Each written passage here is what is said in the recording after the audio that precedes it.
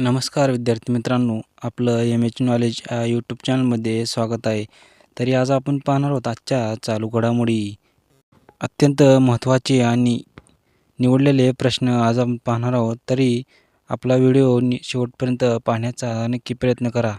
आजचा पहिला प्रश्न असेल विद्यार्थी मित्रांनो, भारतीय नौदलात सामील झालेली तिसरी स्वदेशी अणुऊर्जेवर म्हणजेच न्यूक्लिअर पॉवरवर चालणारी पाणबुडीचे SSBN नाव काय आहे? तर विद्यार्थी मित्रांनो, याचं उत्तर असेल पर्याय number A, INS Aridhaman. INS Aridhaman ही भारतीय नौदलात नुकतीच सामील झालेली तिसरी स्वदेशी अणुऊर्जेवर म्हणजेच न्यूक्लिअर पॉवरवर चालणारी पाणबुडी आहे. तर विद्यार्थी मित्रांनो, प्रश्न क्रमांक 2. मार्च 2026मध्ये 16 वर्षाखालील मुलांना सोशल मीडिया वापरावर बंदी घालणारा दक्षिण-पूर्व आशियातील पहिला देश कोणता बनला आहे? तर विद्यार्थी मित्रांनो, याचं उत्तर असेल पर्याय नंबर ए, इंडोनेशिया. इंडोनेशिया हा मार्च 2026मध्ये 16 वर्षाखालील मुलांना सोशल मीडिया वापरावर बंदी घालणारा दक्षिण-पूर्व आशियातील पहिला देश बनला आहे. तर विद्यार्थी मित्रांनो, प्रश्न क्रमांक 3. कोणत्या देशातील TAK-003 या डेंग्यूवरील लसीला भारताच्या औषध महानियंत्रणाकडून म्हणजेच DCGI कडून मंजुरी मिळाली आहे? तर विद्यार्थी मित्रांनो, खूप महत्त्वाचा प्रश्न आहे. याचं उत्तर असेल पर्याय नंबर बी, जपान. जपान या देशाला भारताच्या औषध महानियंत्रणाकडून नुकतीच मंजुरी मिळाली आहे. विद्यार्थी मित्रांनो, प्रश्न क्रमांक 4. 2025-26मध्ये भारताची एकूण संरक्षण निर्यात डिफेन्स एक्सपोर्ट किती होती? तर विद्यार्थी मित्रांनो, याचं उत्तर असेल 38,424 कोटी इतकी 2025-26मध्ये भारताची एकूण संरक्षण निर्यात केली होती. विद्यार्थी मित्रांनो, प्रश्न क्रमांक 5. नुकतीच बोस इन्स्टिट्यूटमधील शास्त्रज्ञांनी कोणत्या जीवाणूमध्ये एक नवीन जनुकीय नियमन यंत्रणा शोधली आहे?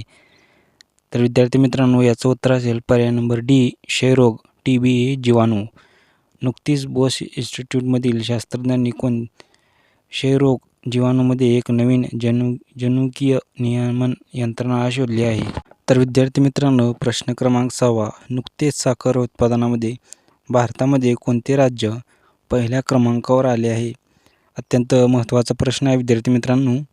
याचं उत्तर असेल पर्याय नंबर बी, महाराष्ट्र. महाराष्ट्र नुकतेच साखर उत्पादनामध्ये भारतामध्ये राज्य पहिल्या क्रमांकावर आले आहे. विद्यार्थी मित्रांनो, प्रश्न क्रमांक 7. 1 एप्रिल 2026 पासून कोणत्या संस्थेने विमा क्षेत्रात भारतीय लेखा मानकांवर आधारित नवीन वित्तीय अहवाल प्रणाली अनिवार्य केली आहे?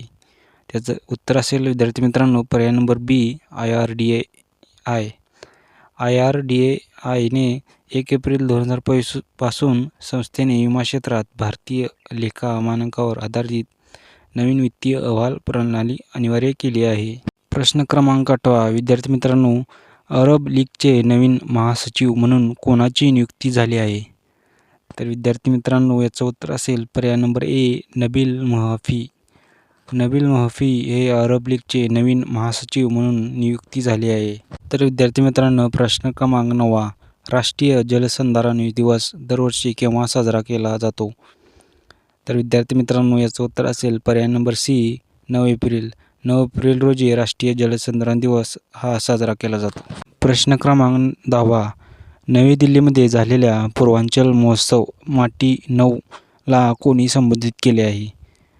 तर विद्यार्थी मित्रांनो, याचं उत्तर असेल पर्याय नंबर ए, ओम बिर्ला. ओम बिर्ला यांनी नवी दिल्लीमध्ये झालेल्या पूर्वांचल महोत्सव माटी 9 ला संबोधित केले आहे. तर विद्यार्थी मित्रांनो, आपला व्हिडिओ कसा वाटला ते कमेंटमध्ये नक्की सांगा आणि आपल्या चॅनलला सबस्क्राईब करायला विसरू नका आणि या व्हिडिओला लाईक करायला, शेअर करायला विसरू नका.